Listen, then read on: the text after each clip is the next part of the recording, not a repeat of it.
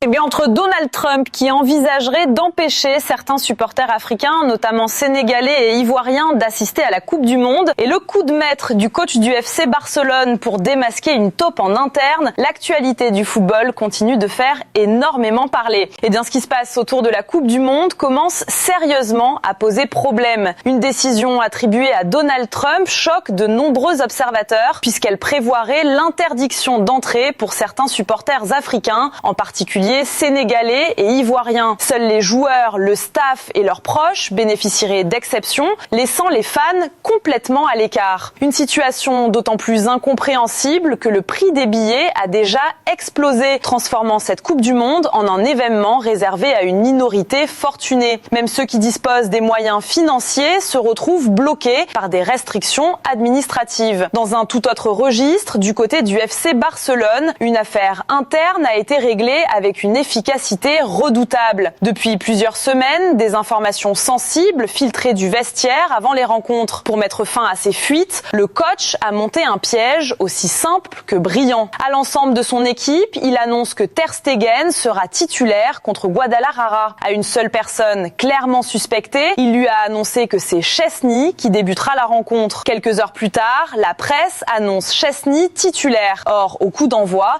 c'est bien Ter Stegen qui commence le match.